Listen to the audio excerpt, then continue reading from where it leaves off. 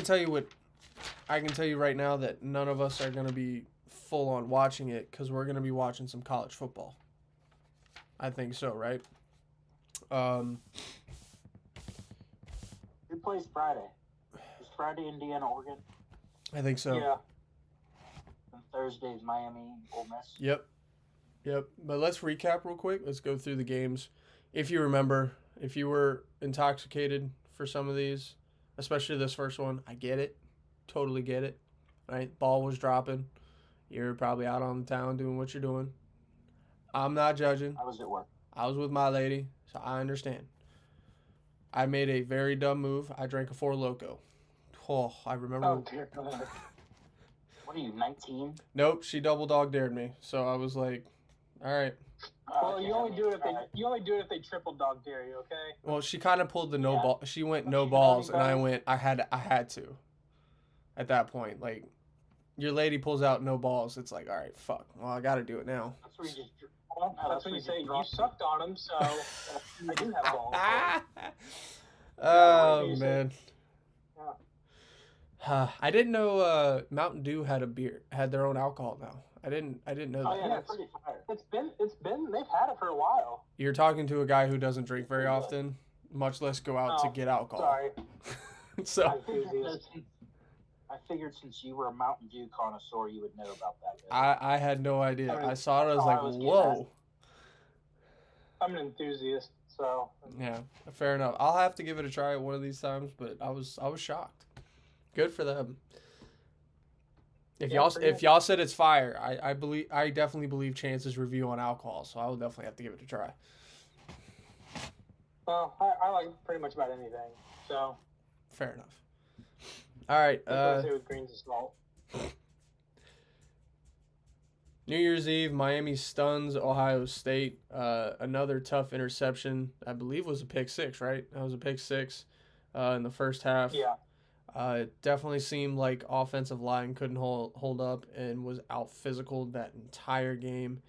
I guess. What did we say? Miami's defensive front was going to cause problems. Yep. If Ohio State's front couldn't hold up, yeah. Did the 25 days off hurt? It definitely seemed like it did. Okay. Well, honestly, you know what? New thing, it's coaching. It's not the rest. It might be Obviously, coaching. Indiana didn't care about the 25 days off. Yep. They looked like they had 25 days off and rested and just mopped the floor with Alabama. Absolutely. And in shaky conditions too, but we will definitely get to that. Ryan Day calling plays. I thought the weather, though, changed drastically. I thought it was supposed to rain the entire game. Yeah, like I thought that weather Rose that they Bowl. had that morning was supposed to be all day, and then all of a sudden the clouds disappeared, and I was like, oh shit! All right, we're gonna get some clear football. The field stinks, but hey, we might get some decent action. Here we go, and then Indiana fucking blitzed them, and I was like, yeah, that's a wrap.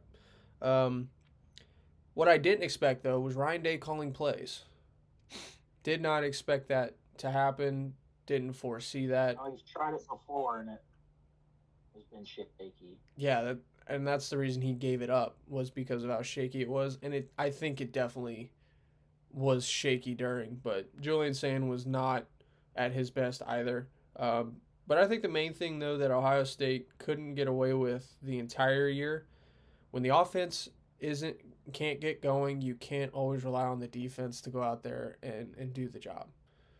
Right? We say all the time defense wins championships, but at some point you have to put points on the board and you have to put your defense in a good position to go out there to get stops. Bobby, we're going to talk about it later, but we saw it last night with the Steelers defense. Right? When that defense was firing on all cylinders, those boys that offense is like, okay, we got to go get points because our defense is flying on all eight here, and it only takes a matter of time before that momentum kind of shifts back. It can be gradual, it can be instant, but it always takes time. While Beck's stat line wasn't insane, Chance, I think he was efficient and was able to stay away from sacks and really did a great job using his legs. He hasn't had a phenomenal postseason, I would say, the first two games. But you dealt with the conditions at Texas A&M. You were on the road. You took care of the football for the most part. You didn't make costly plays. You stayed out of the sacks. And the same thing for this game. You didn't really turn the football over. You made the plays you had to, and you took advantage. I think he has done a great job of leading this team, getting the ball to his playmakers, letting them do what they do, um, and really just sustaining drives and not putting the ball in harm's way. How would you, Chance? How do you feel about Carson Beck in the first two playoff games? I take Texas A&M out of there. That was a windy day. Yeah, it was. I don't think any quarterback was really going to be throwing that ball around. Yeah, like Joe Montana out there. So Texas A&M, I think his experience is really the main factor for this team that's driving this offense. I don't think Carson Beck has elite arm talent. I think he's smart. He's got good pocket presence that he showed.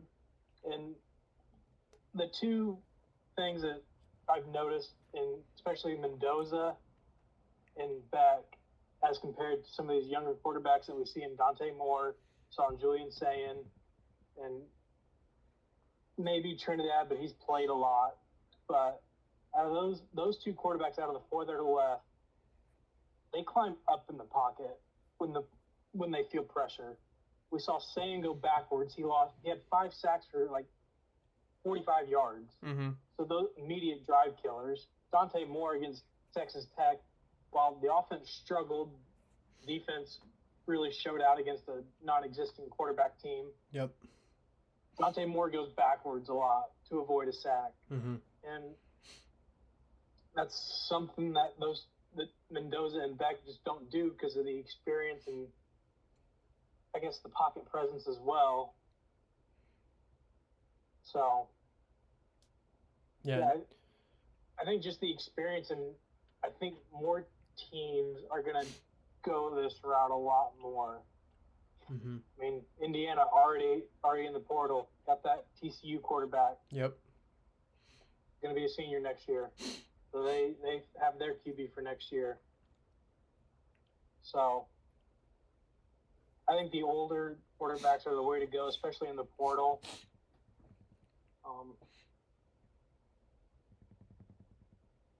So yeah, that's all I got on Carson Beck. Yeah. Quick couple of stats here. Ohio State was held scoreless in the first half of this game. And it's the first time they've been scoreless in the first half for the first time since 2016. Damn.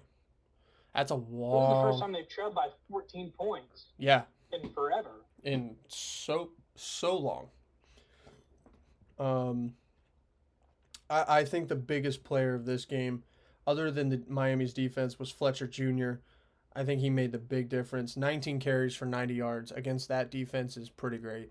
We know how good Ohio State's defense is, especially against the run. He was able to go 90 yards and had a receiving touchdown. He had a phenomenal game. I think he was the MVP of that game. I think I forget who they gave it to. Didn't Bain get? I think so. They had, I think, 3 or 4 sacks. Yeah, absolutely. So outside of what that defense did, for that offense, he was the guy. 3 questions for you guys, and you guys answer how you want to here. Is Ryan Day on the hot seat again? No.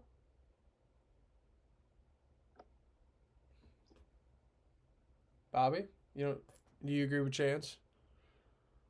He beat Michigan this year, so that kind of... I think that kind of...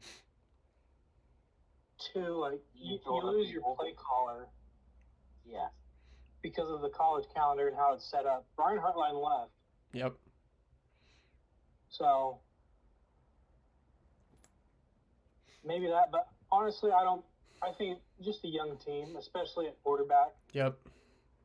You saw Sayin, and especially against these tougher teams, made a lot of young guy mistakes. He looked nowhere near what he did in the regular season. Yep. Even against Texas, first start, It's a good defense. Say what you will about Texas. That's a good defense. It's a great over defense, yeah. there.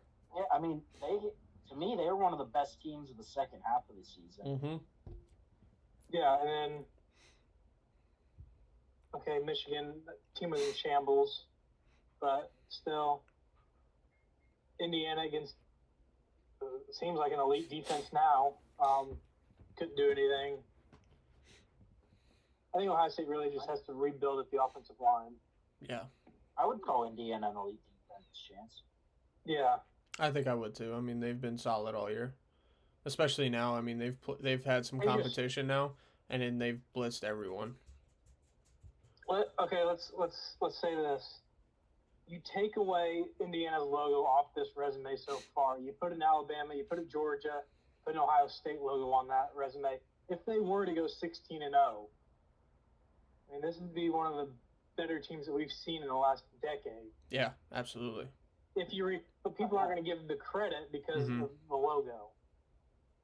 Well, I think because of, other than Oregon, Ohio State, and whoever they beat, let's say they go all the way and win the national championship, right? Chance, like you were just saying, their resume will read Oregon, which was a huge win on the road at Eugene. That place, that is so difficult, and what that defense did to Dante Moore. Ohio State, the Big Ten title. Yep, Big Ten title against Ohio State. Then you go and you blitz Alabama. Say what you want about Alabama. It's still a good football organization, program, whatever you want to call it. I think Kalen DeBoer's on the hot seat. Absolutely. That was going to be my next question when we got there, was he's on the hot seat. Has to be.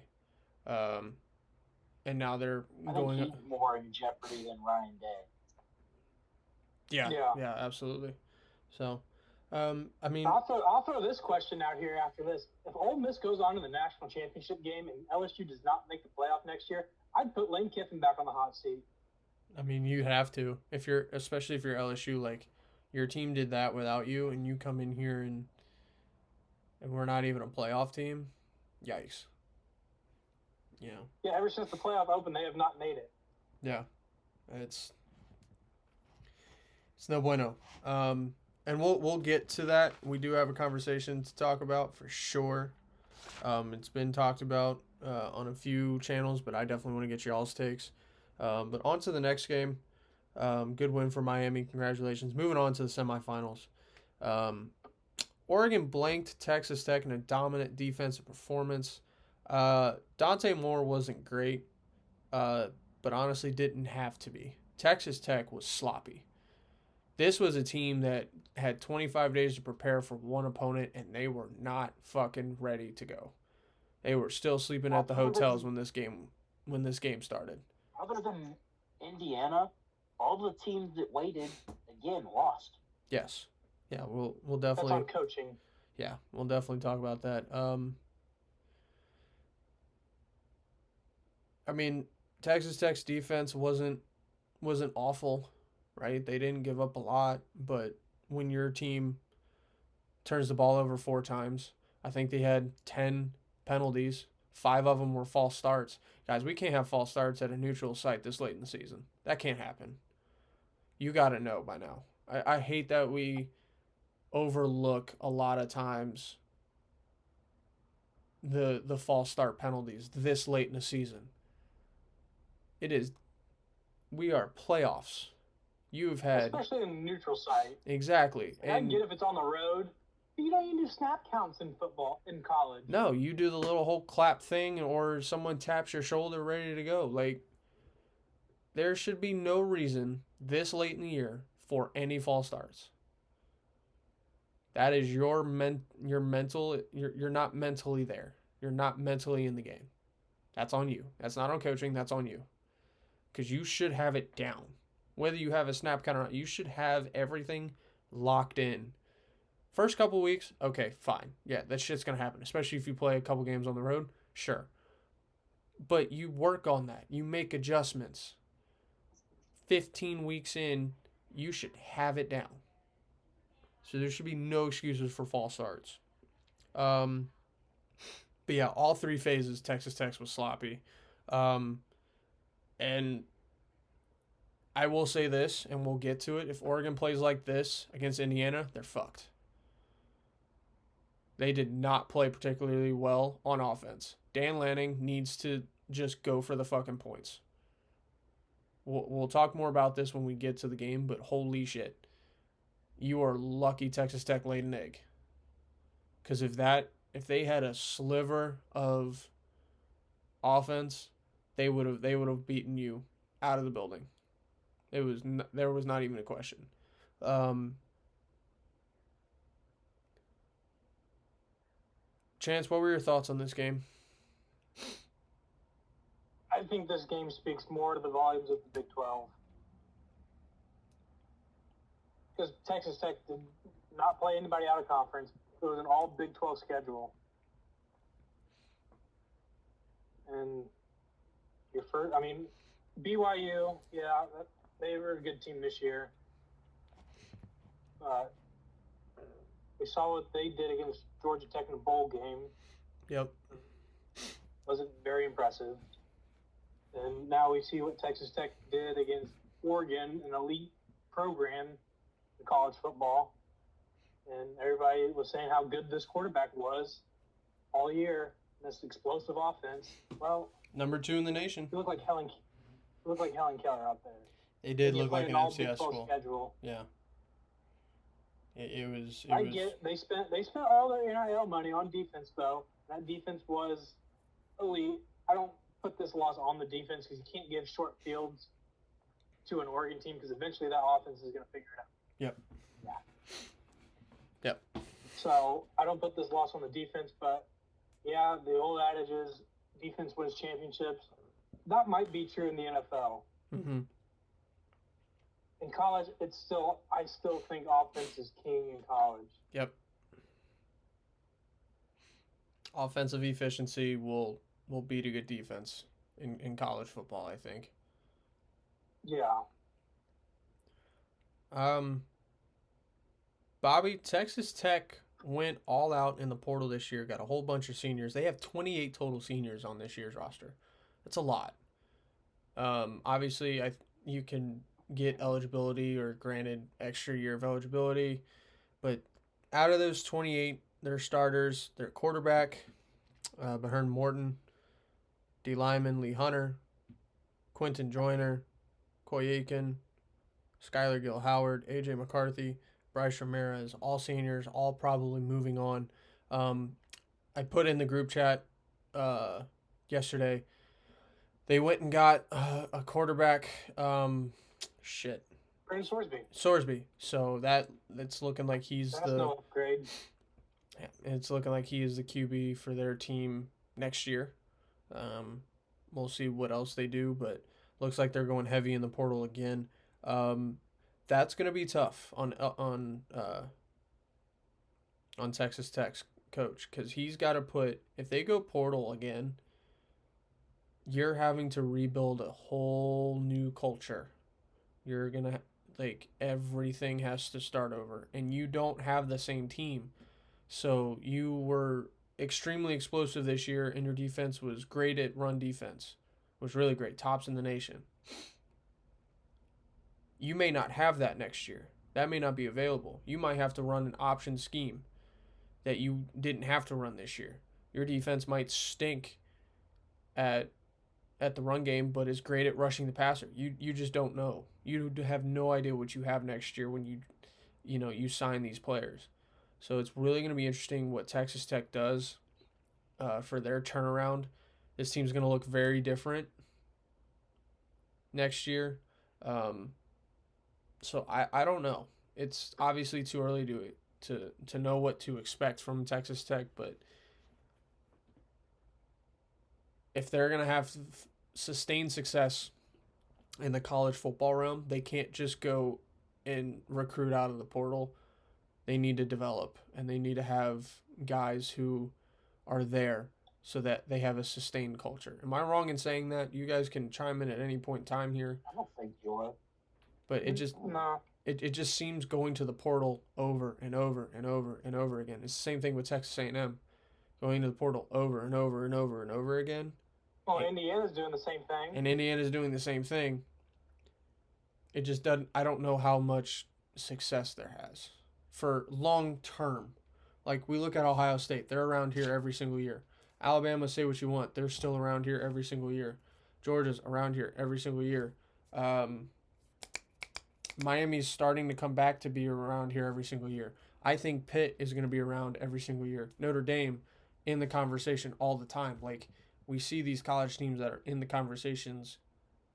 Yeah, they go to the portal, but they also fucking develop. They recruit out of high school and they develop the shit out of these guys and make them fit what they want so that they're there multiple years so they don't have to keep rewriting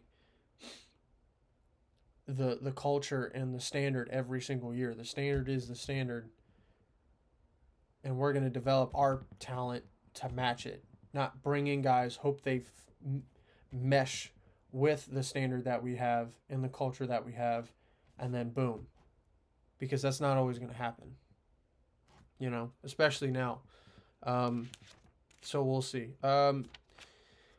We've mentioned it multiple times already. Indiana finally breaks the seal. Finally happened. Even though the fact that we made it a thing is kind of hilarious because this is only the second year of it and potentially the last. First team that had a bye in the 12-team playoff to get a W, and they did it in dominant fashion. I mean, wiped the floor with them. 38-3, I think, was the final. I don't think Mendoza played the fourth quarter. No, he did not. No. And more touchdowns than incompletions. Yeah. I mean, he was efficient. If he had stayed, it would have been an insane game. Obviously, by the numbers, it doesn't look insane, but what he was doing out there, he picked apart Alabama's defense. They could do no wrong. All I'm saying, Alabama, you might have a controversy at the quarterback position because Austin Mack, I get he was probably playing against some second-team guys, and Indiana wasn't playing their lockdown defense, but he looked good. That backup quarterback for Alabama looked pretty good. 6'6", 225, and he looked like he could spin it. Young quarterback. That's DeBoer's own guy. He came from Washington with him. Yep. So I'm just saying he looked pretty solid. Made some plays. And yeah, Chance, you asked the question. DeBoer, hot seat? Question mark? Alabama has a standard. And back-to-back years, you have not lived up to that standard. At what point does Alabama say, if you don't start living up to the standard that we have, you're gone? You're gone.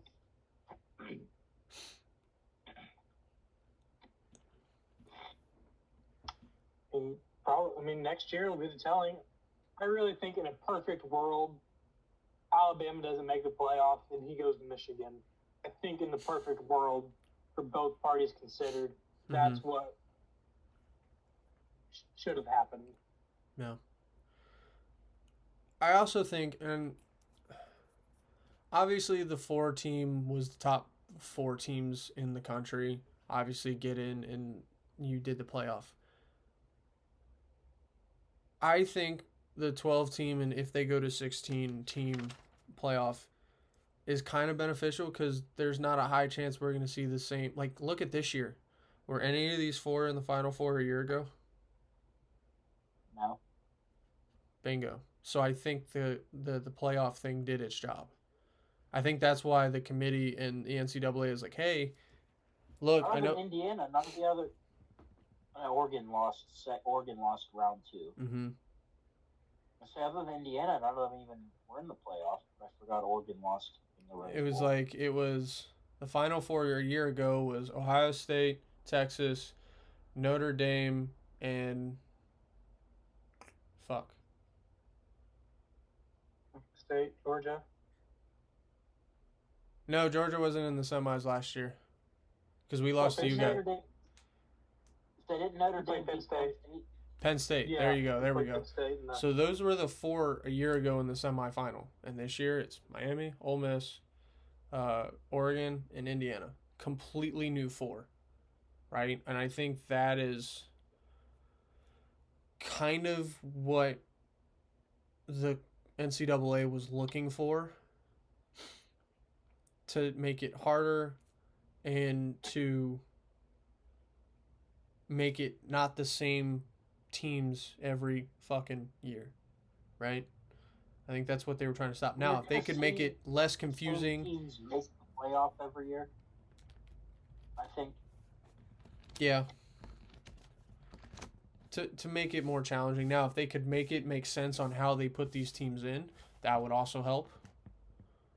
But I think in terms of entertainment of college football, the 12 team has been a W because of what we're getting now. Yeah. It may not have looked like that on paper because I mean, I think I went 0 for 4 on all my picks, or at least one of my picks was right in Indiana. Um, but other than the Oregon. Yeah, I picked Oregon too. yeah, I think other than the two games with JMU and Tulane, sorry guys, it's been a pretty relatively entertaining playoff to watch. I don't know. That Texas Tech Oregon game really wasn't.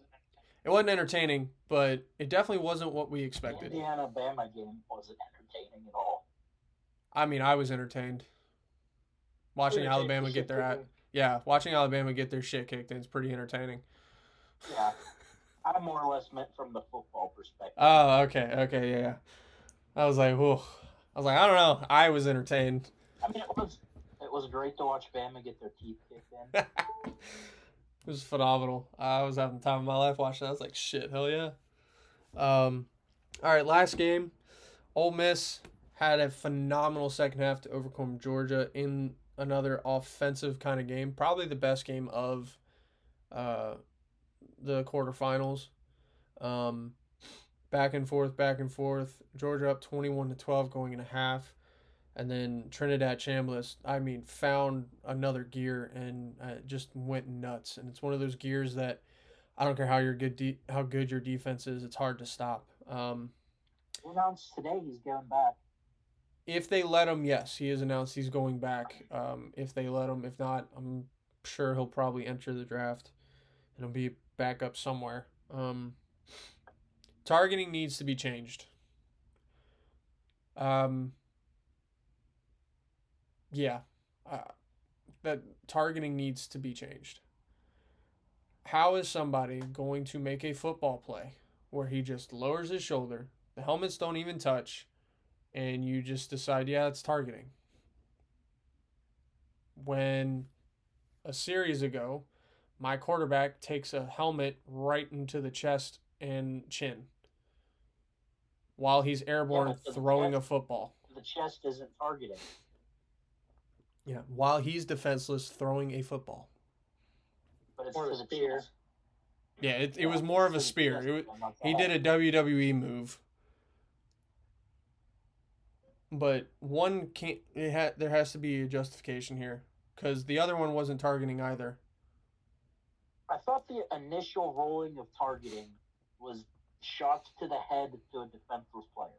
Yes, Like it's essentially to the head. But how refs have been doing it is just any hard hit to a defensive player, regardless, or defenseless player, no matter what it is essentially where they've been going, and that's kind of stupid. That's why it's reviewed.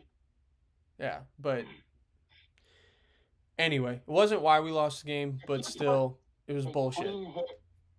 A clean hard hit on someone defenseless. If it's a clean hit, it's a clean hit. Exactly. And that was what the Georgia hit was. That's not targeting. Yeah. Thank you. That's what I'm getting at. If you're not going to call the one on Stockton when he's airborne throwing a football, I don't know how defenseless you want a guy. Like he can't. But he hit him in the chest. Yeah, and just drove and just. So I mean, that's not going to be targeting if you hit him in the chest. And I'm not saying that one was, but if the second one was targeting, which he was less defenseless than the quarterback, why was that targeting when the other one wasn't? Does that make sense? Was it a shot to the head? No. Oh. At least I don't think it was. I mean, he might have ran into his shoulder, but I mean, fuck, that's his problem. Still football play. He didn't lead with the crown.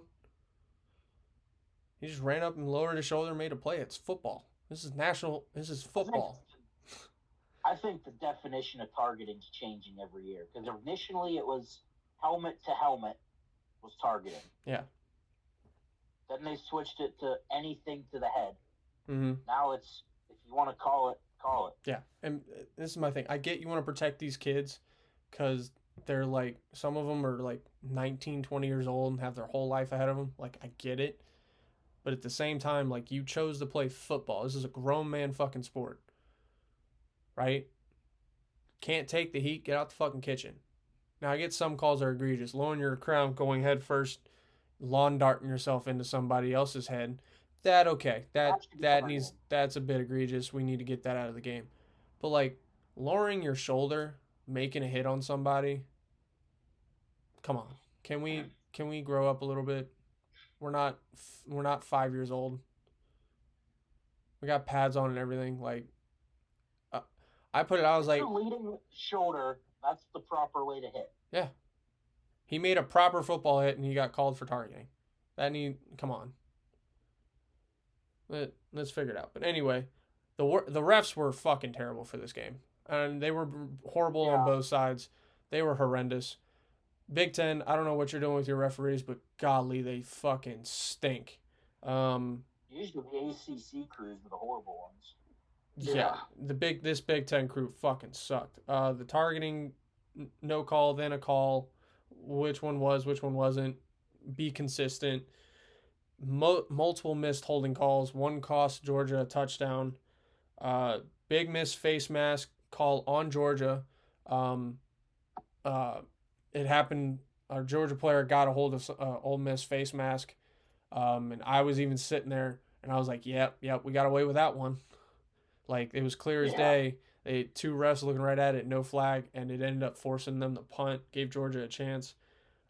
Multiple missed PI calls, and then another one hands to the. That's the other ultimate. If you want to call it. Yeah. Pass interference. Yeah, it's not bogus. From the college level to the NFL.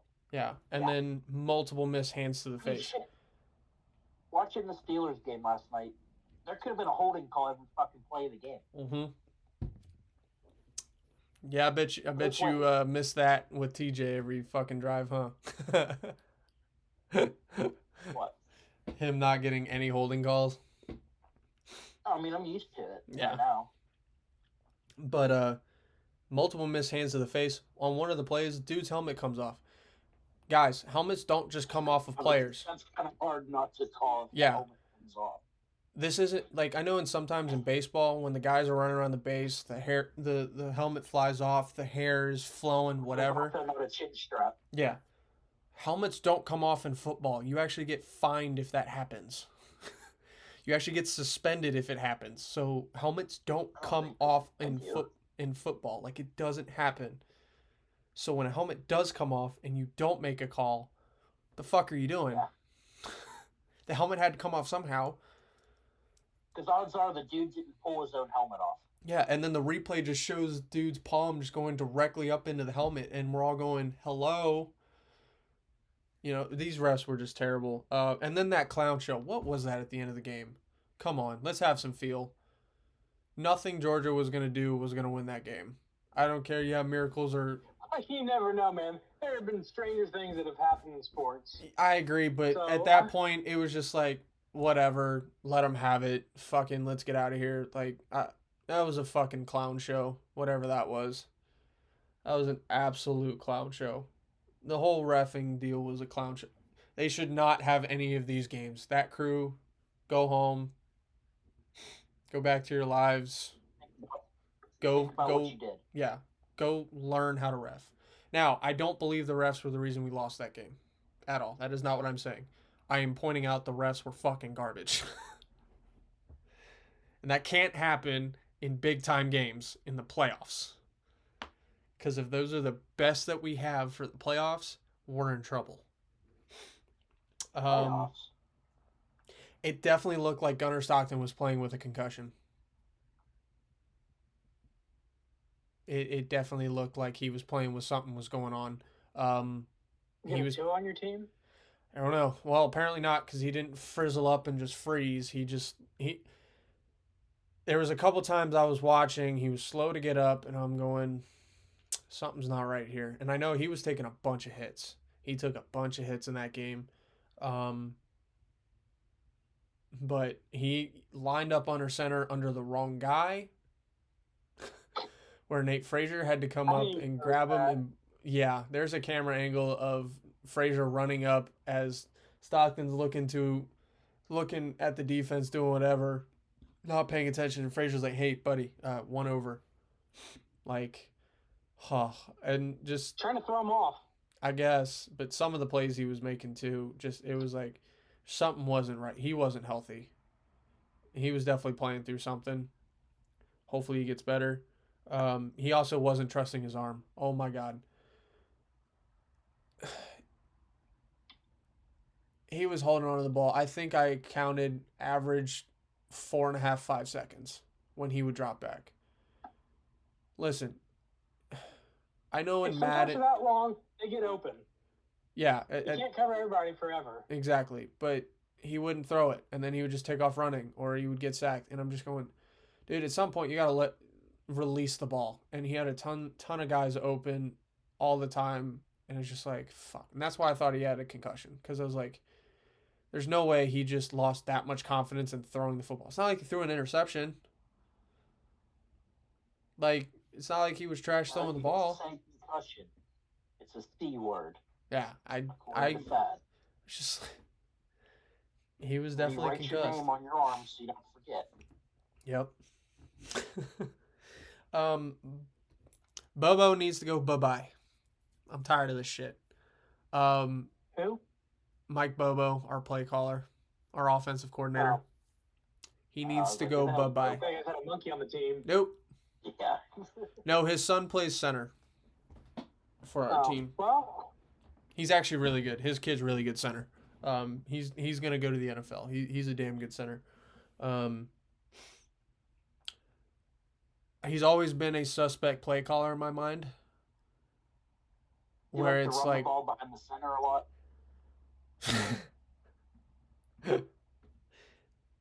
yeah, it's bad. I mean, we've had plenty of times this year. You wonder why Georgia games are always so fucking close, because this guy will not stomp on anybody's neck. He will not just How go the for hell do you think I feel watching fucking Arthur Smith call plays? Yeah, I felt your pain last night. And then you could definitely tell the difference when Aaron Rodgers was calling a play versus when Arthur Smith was calling a play. And it's just like, Jesus Lord. Like, come on, man.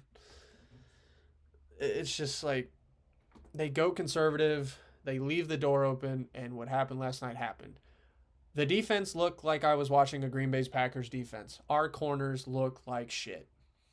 I thought I was watching Green Bay play defense. I was like, minus the few plays that Zay Flowers was wide open, the secondary played very well. yeah, your secondary played amazing. Georgia's secondary did not in the second half. They played like shit. I don't know what the hell Jalen Ramsey was fucking doing. Yeah, I don't know either. Yeah. We'll talk about that when we get to the NFL. We'll talk. Oh yeah, we'll definitely talk about it. I swear to God, if Jones gets beat one more time, I'm gonna throw my whatever I can find through my TV screen. Like, he got beat 20 fucking times in a quarter, and I'm like, buddy, cover something. You need the Yinzer brick. Like, I'm screaming. I'm like, can you get this clown out of here? Because obviously he can't cover anything. So just get him out. Put somebody else in. That's what you need, Billy. What? It's called the Yinzer brick. It looks like a brick, but it's made out of like memory foam. It's so you can throw it at your TV when you get pissed off watching the Steelers. No, I needed our little bulldog mascot to go out there and bite his fucking ankle, like, get his shit together. Like, good Lord. He needs something. I don't think bulldogs are ankle biters, but they probably could be. Hey, you never know, man. The way he was playing, he deserved it. But, like, my gosh. Watching that secondary, I was like, I'm watching Carrington Valentine and Keyshawn Nixon play corner. Like, I swear, it's their mini-me's. Like, this is ridiculous. I was like, I can't watch this no more. My gosh. But Chambliss picked us apart in that second half. Congrats to him. What a game. Got hot. Went improv like crazy. Went insane. All right. Before we get on to the games, I want to have a conversation. It's conversation time. here on the show. Let's talk about the new king of college football because it seemingly feels like it is no longer the SEC. Um, SEC have essentially ran college football for probably a decade plus, essentially. Um, but it seems like the last couple years would make you think that that little run has come to an end. Yes. Uh, I wouldn't say it's not the SEC as a whole that just stinks. I just think we have seen the last couple of years in big games, non-conference wise, playoffs, bowl games, what have you, they don't really show up for whatever reason. They just forget how to play football. You know, the SEC has not played in the national championship since Georgia blitzed TCU, and there's a good chance that might be for a third straight year. Uh, since then, Michigan obviously beat Washington, and Ohio State beat Notre Dame last year. But those have been the last 2 years. And it could be Indiana versus either Miami or fuck. Why am I blanking on the team? Ole Miss. So we could have Ole Miss in there, um, but Miami looks like they can. We'll get to it. If Ole Miss wins it all, they should definitely veto Kiffin getting a ring or any credit for it. He could. We'll Still see. getting paid. That's another big conversation.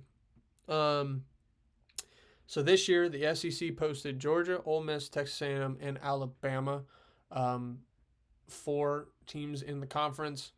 With Vanderbilt, Texas were just outside of making it into the playoffs, and only Ole Miss remains. For me, and I'll get you guys' opinion, all that stuff. I believe the SEC has kind of done it to themselves, but I think it's also NIL contracts, all that stuff. I think the Big Ten is. Go ahead. The big issue I see is the SEC is a more complete conference. They beat up on each other. The Big Ten, you have your 2 or 3 that are at the top, and that's kind of it. You said it best. You took the words out of my mouth there, Bobby. Yeah, I think the Kings, the top teams, do belong to the Big Ten right now. The Ohio State, Indiana, and Oregon. But I think as a whole, the SEC is just such a complete conference.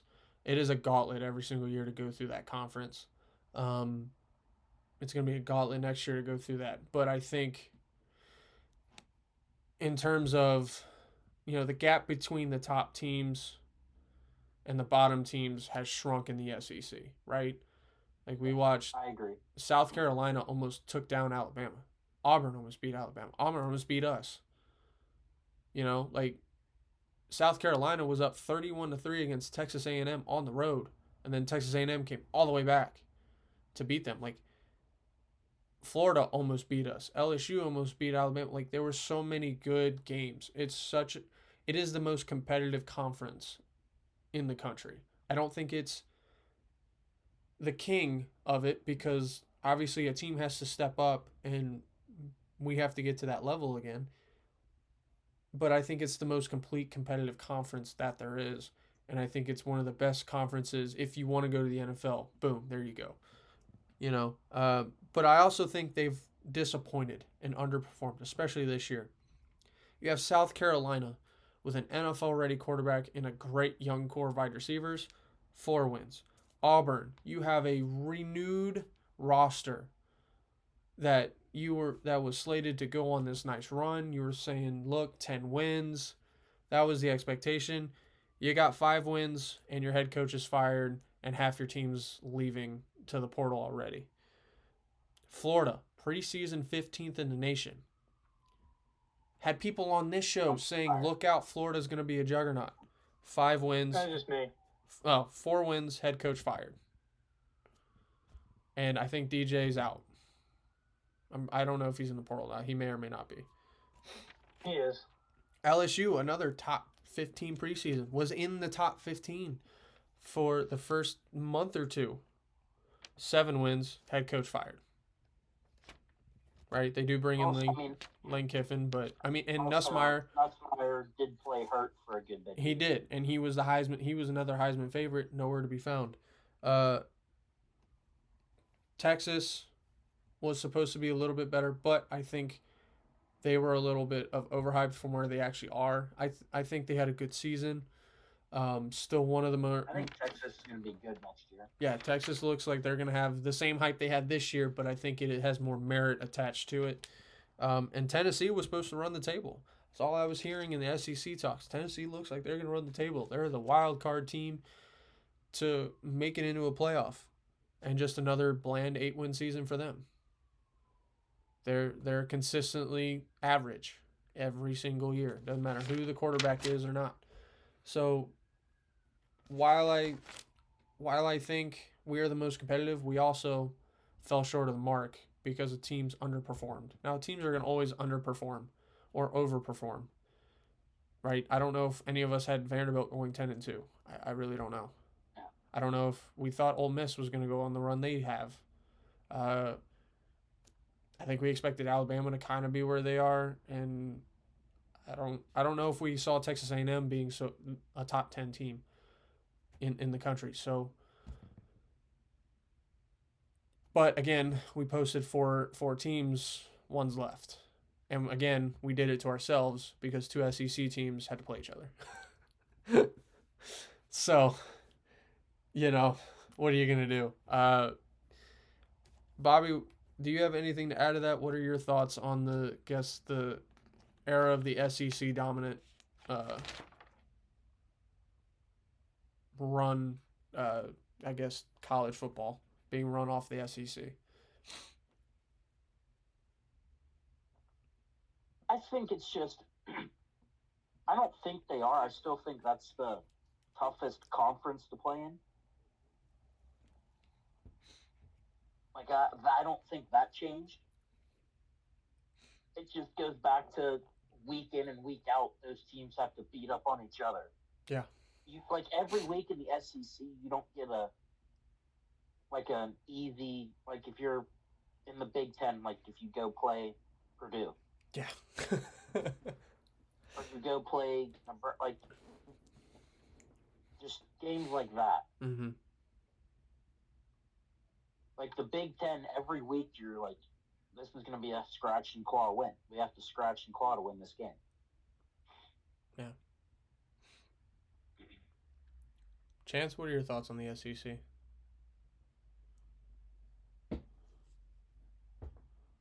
Playing field's even. People can play players now. I think too.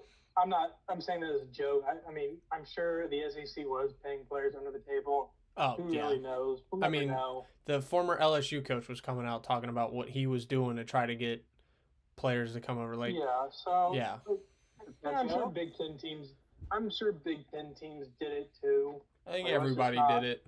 It was just about if you got caught or not. It was only more prominent in the SEC because you saw how. Say that again. You talking about Coach O was playing guys? I think it was either him or somebody else. Say, because I don't think Coach O did. No, I remember. The funniest story, he was talking about when Joe Burrow went down there. Yeah, and I remember one coach. Yeah, and I saw this on Cam Newton show. I remember one coach talking about like the one that got away, and how he was trying to get his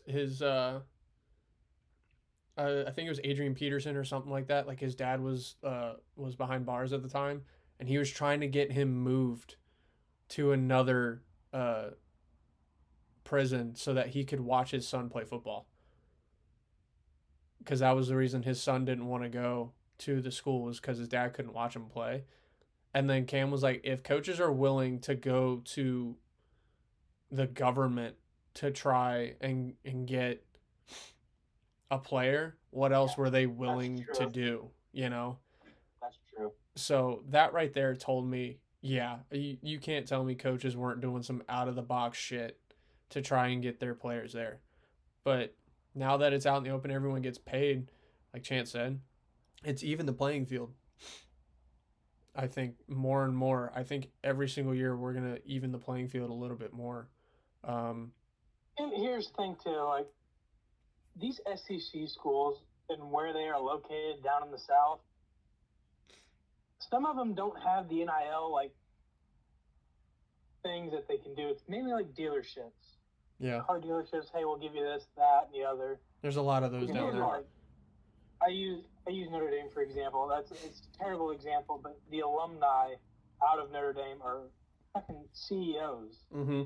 Yeah, engineers people that graduate from Notre Dame turn out to do very well. Yeah. Yeah, they're millionaires. They're not struggling. Yeah. they continue to pour money back in. Indiana with Mark Cuban, all the money that he has and throws into the school. Mm-hmm. Credit was towards basketball, but now it's going to go to football and the alumni that have come out of there. So I mean, I think the Big Ten's more set up for this NIL success than the SEC.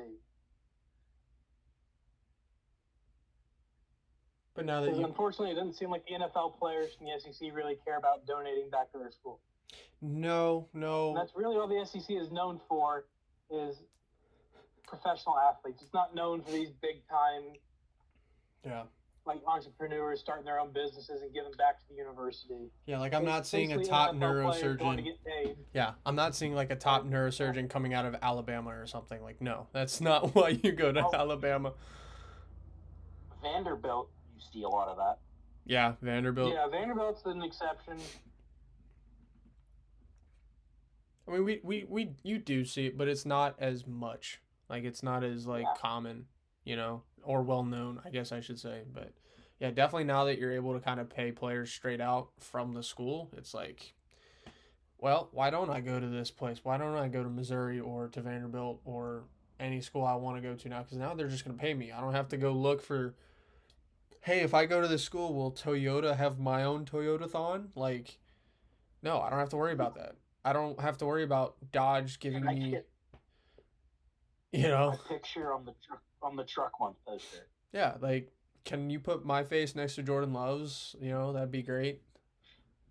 I don't know. I'd be pretty pumped if that happened for me. I'd go to that school if that was happening. Just to win 2 fucking games a year. North Dakota State. Shit, if they put my shit next to Jordan Love's on a Toyota-thon every year, fuck yeah, I would. I'd go win 2 games a year for that. I don't know if they're any good. North Dakota State is not. North Dakota State's they're really not winning good. Yeah, he didn't go to North Dakota State. Where did he go? He went to Utah State. Utah State, the other one. Yeah, that one. Right. The other state. Utah State's an FBS. North Dakota State's an FCS. Yeah. So. Yeah, but they fucking run the FCS every year. Yeah, Utah State does not. They do. All right. But let's get to the games this week. Semifinals. Guys, we have 5 straight days of football. Semifinals. I'm pumped. I'm so pumped. 5 days of football. Here we go. Thursday night. It's Miami. It's Ole Miss. Bobby, your thoughts on this game? Break this down from a fundamental standpoint. Okay. I think Ole Miss is built better than Ohio State was to handle that pass rush. The SEC is predominantly a very run-heavy conference typically, with a win the battle in the trenches dictates the game. So I think that front 5 is going to be better suited to handle Miami's pass rush.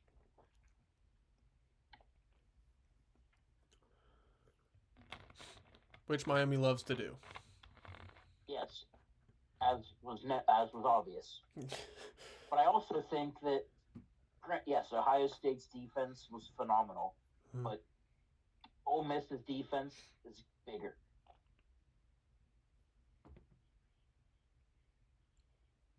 They're going to be bigger. Yeah, that makes sense. And Miami's like that hybrid ACC school. They don't have your typical more athletic linemen. They have just the units that are there. Absolute fucking units. Yeah. Like, Miami's line is built like an SEC team, in my opinion.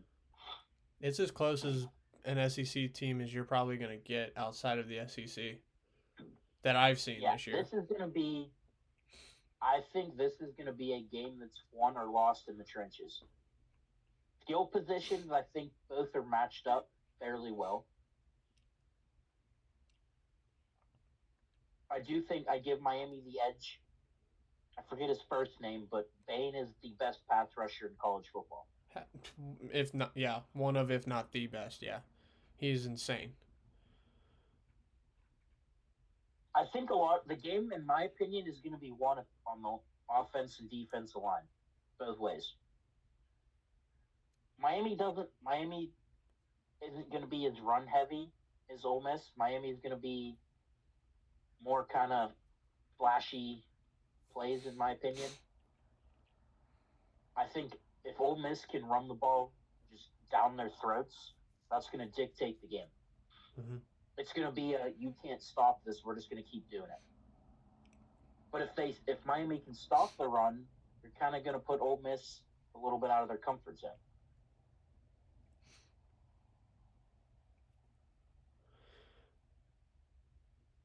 All right, Chance. What about you, buddy?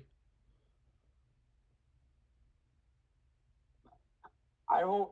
Have they ever said anything about the offensive staff and what they're doing at Ole Miss? If they're leaving or if they're going to continue on this run with them? I haven't heard anything. Now that the New Year's happened, it's all the transfer portal and the signings, and these offensive staff guys need to get with Lane Kiffin and figure out who we're bringing in and all this. And I don't know what Ole Miss is going to do. Whether they're going to tell, "Hey, stay in Louisiana where they played, just stay there." I'm sure it would have came out by now, but I think Trinidad is better suited to play this Miami front because he can run. Mm-hmm. The escapability that he has that Sane doesn't have. No. I think Chambliss is definitely more athletic. Oh yeah. Some of those throws he made on the run, oh my god. Yeah. He was making some NFL throws out there. Sayin doesn't really. I don't want to say he looks off if he has to throw on the run and can't set his feet. Where Chambliss, it almost looks natural. Yeah. And I think too, Ole Miss has got some sort of magic on their side. The slipper is fitting so far. Where they've just had to battle all of this adversity and then just saying, why not us, essentially. They've got that why not us mentality. But I mean, so does Miami, right? A lot of people saying, like, why are they in at the end of the season and things of that nature. And both teams have been like, yeah, well, fuck you, look at us now, you know? Yeah. Anything else to add, Chance? No, I'm picking Ole Miss. Picking Ole Miss. Bobby, are you taking this one? I'm taking Ole Miss. I think they're better suited for the big moment. Yeah, and Bobby said it best. It's going to be physical. The trench is going to be physical. Put your big boy pants on. It's going to be a physical game. Refs. It's going to be a fun football game to watch. Yeah, refs. Hey, let's learn from a week ago. Unless it is egregious. Let the go. Yeah. Yes. Unless it is egregious, keep the flags in the pocket. We don't need to be going out here being all tight ass with a flag in your hand. This is big boy football. This is playoff football. Okay? Shit's going to get chippy. Calm down. Relax. Make sure fists aren't flying. Heads aren't going into other heads. We ain't pulling on jerseys. Hands taking off helmets and shit of that nature. If it's obvious, yeah, fucking make a call. If it's not, leave it the fuck alone. Okay? This is playoff football. All right? How will Miami handle Chambliss, who has all the confidence in the world throwing a football? Right? That is the big question. Can they contain him? Chambliss, I think, is one of the best, if not the best, quarterback in the nation in improvisation plays. And that is what makes that team so successful. Oregon's quarterback's very good at it, too. Yes, he is. But I think Chambliss can rival it. And he did it a lot better on, God, what was it, Thursday? Yeah, Thursday. He did a lot better than Dante did on Thursday at improvisation and giving his receivers time to get open and making the plays he Well, needed to make. Texas Tech didn't really have much of a pass rush either. Yes, that is also true. He had a lot more time to sit in the pocket and let the play develop. Yep. So I think Miami needs to, and I'm not saying Chambliss can't go off and pick a defense apart if he doesn't have the chance to improv, but I almost feel like he gets his confidence from improving plays when a Yeah, play breaks down and he has to go out and make something happen. And I think he gains that confidence. If Miami can kind of control early on improv, keep him to the play that was called, I think they do have a chance. Now, if the plays are really good and are executed right, well, then Ole Miss is probably going to win this football game. If he goes and blitzes you for 300 yards from the pocket all night and just tears your defense apart, tip your cap. They were the better team. Move it along. Come back next year and figure it out. You know. Miami. I think Miami's going to have the harder new game plan to adopt this week. Oh, I think so too. Like you're probably going to see. I would imagine they're going to try some kind of a QB spy. They're going to have Going to. from a quarterback that does not like to get out of the pocket to one that I don't want to say Thrives loves on to it. do it, but Thrives when on options 1, 2, 3, and 4 aren't open, his option 5 is tuck it and go. it. Yeah. Or look like You he's could going to see, tuck it and go. Then option 3 comes back open. Boom. 20-yarder downfield yeah. over the middle. You know. Like. And you also see the QB run a factor this week. Big time. Whereas Ohio State really has not had a quarterback that has likes to run. Yep. Yep. And I Bobby. mean, we'll go back here to the Ohio State Georgia game. That's where those couple plays Stroud took off caught Georgia off guard. Yeah, because they weren't used to him doing that. He did not do it all year. Yeah, and then all of a sudden just pulls it out, and you're like, well, fuck, how do we do that? Yeah. How, like, hey coach, how do we guard this? You don't. Just stick to the plan. Yeah.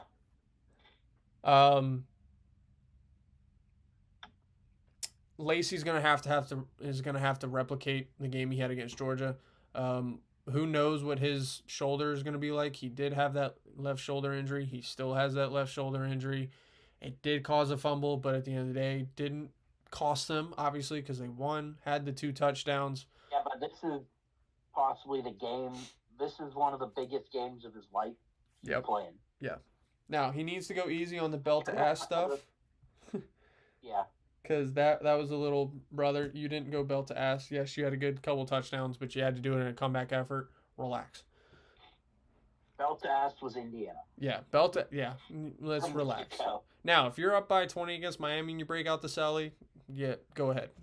I'm all for it, but have some feel for it. And it's the same thing for Miami.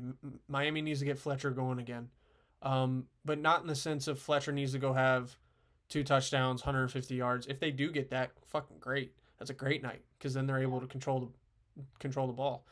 But I feel like Carson Beck's gonna have to respond to Trinidad Chambliss.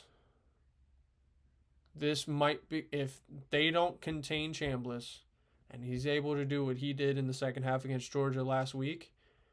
For Miami to have a chance, Beck is gonna have to go throw for throw, which we haven't had to see him do yet in quite a while. I can't remember the last time he had to go throw for throw with somebody, but I'm pretty sure they lost that game. So we'll see. I think Fletcher is going to unlock Beck and Tony and the rest of that team. But somebody else is obviously going to have to step up other than Tony as well. Right? Can't just be a 2-man show. And if you're Miami, your defense is going to have to hold up against the quick strike. Guys, Ole Miss is not going to huddle up. They go fast. It does not matter at what point in the game. I remember the last week watching the game, and there was like 4 minutes left, and I'm not worried that my team's not going to get the ball back. Sophia's like, why? I was like, because this team doesn't know how to manage clock. It's not in their DNA. It's not what they do. Ole Miss is foot to the floor from start to finish. Exactly. 100 miles an hour, foot to the floor. It doesn't matter. 2-minute drive, they're going to go quick like they're behind 10 when they're up 10. Like, what are we doing? Slow down. They don't know how to slow down. If you're Miami, snail's pace. If you can. If you can find success running the ball, short plays, 4 yards, 5 yards, 3 yards, 5 yards, 4 yards. Just keep going down the field, making your living on just short gain after short gain, not staying in third and longs, no negative plays. If you can do that while controlling the clock, you have a good chance of winning this game. Yeah. Because you keep away. Keep away from that offense. Because when they come out, it's going to be 100 miles an hour. Boom, boom, boom, boom, boom, boom, boom. However long it takes to get down the field. And hopefully you stop them. I think I'll take Ole Miss in a close one right now. Just because I think Georgia had that offense dead to rights for the majority of that game. And then Chambliss took over, and it was, again, I thought he exposed my corners, and I'm going, Jesus, what is happening to my cornerbacks? Like, oh my gosh. Anyway, on to the next one before we wrap up the college football talk. Oregon, Indiana rematch. Here we go. Getting another rematch in the playoffs. It's like the third one. Fernando Mendoza versus Dante Moore rematch. Chance, here we go. Oregon, Indiana rematch. We know who won the first one. We know how it was done. What are your thoughts on this game? Who takes it home?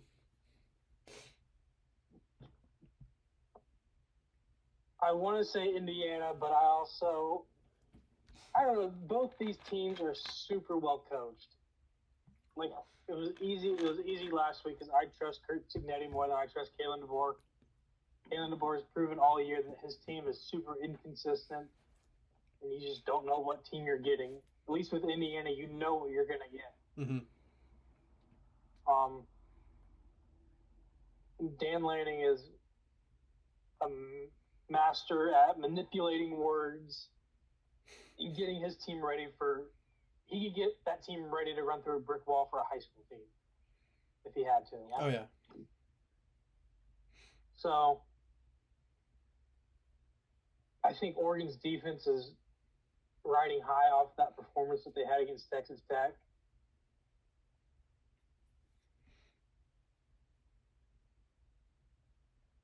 I also think this is a week, if you're Lanning, you take your points, you don't be aggressive. Yeah, no, you don't do that either. Yeah, going for it on fourth down, what was it, 4 times last week? Like, good Lord, buddy. Just take your points and move on. I just don't see how at least Oregon is going to get pressure. Mm-hmm. I mean, the center won MVP of the Rose Bowl for how dominant that offensive line performance was against Alabama. Credit, Alabama was getting moved off the line of scrimmage all year long, so it was nothing new. Yeah. But I think that offensive line is going to keep Mendoza clean in that running game that they have. That both those backs, Hemby and Black, are really going to take the pressure off Mendoza, especially early. So I'm actually going to go Indiana. And two, with their defense, it's crazy to think that you think of an Oregon quarterback, like obviously our minds go to Marcus Mariota and what he did, the off script plays that he had. Same with Justin Herbert. I think Dante Moore is better suited just standing in the pocket. He doesn't have the off script stuff down yet. He's better in the pocket, in rhythm, 3-step drop, back foot, balls out. So I think Indiana's going to be able to get pressure on Moore and definitely, how do I say this? They're going to have to make him create off structure. And I don't think that's where Dante Moore thrives. So. Mm-hmm. Which is kind of what they did in the last game. It's how they created the turnovers and things of that nature. All Hardest thing to do though is replicate what you did the last time you play a team, right? So, um, I think it's a neutral site. it is a very neutral site. Bobby, what about you on this one, buddy? I'm taking Indiana on this one. Okay, tell me why. Like, well, it goes back to what Chance said. When your O line is the MVP of the Rose Bowl, that's saying something. Oregon doesn't have a bad pass rush, but it's not. I wouldn't put it in the top tiers of college football. We know Mendoza is going to be protected, and when you give him time in the pocket, he'll pick a defense apart with the best of them. Yep. And he's also, okay, you get pressure to him. He's not afraid to pull the ball down and scramble either. No. It's not his strong suit, but he's not afraid to go out and do what he needs to do. No, and I think that Indiana defense is riding high right now. Yeah. That defense is phenomenal. They fly around the field. They're hit you in the mouth, hit you hard. I think that's what wins you games at this point. Mm-hmm.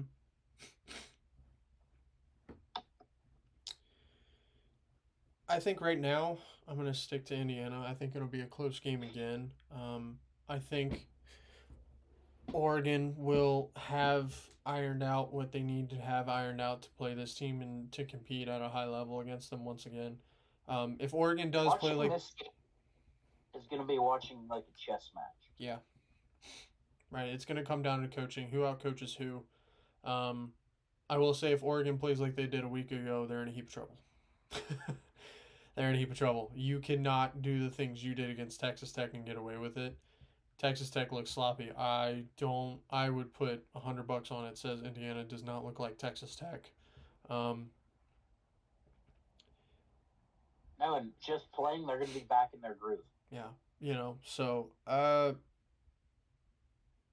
if you're, I think this week is where that bye week doesn't hurt you because you have that little bit of extra rest. You didn't play 2 games.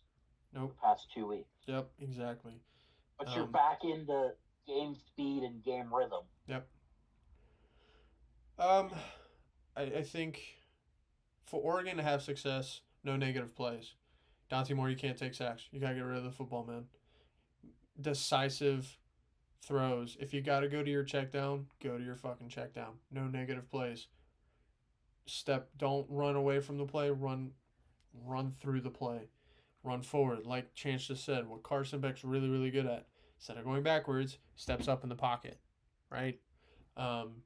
Take the hole that's given you. Don't just take off backwards because that's how you run plays. Kind of like Emmanuel Wilson did yesterday when he lost 29 yards. We're not going to talk about it. Anyway. 19. Just as bad. Anyway.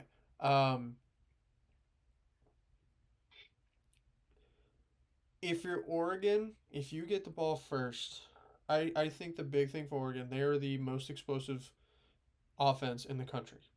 Ranked first, number 1, numero uno in the country in explosiveness. Indiana did a good job at containing the explosiveness. Now, if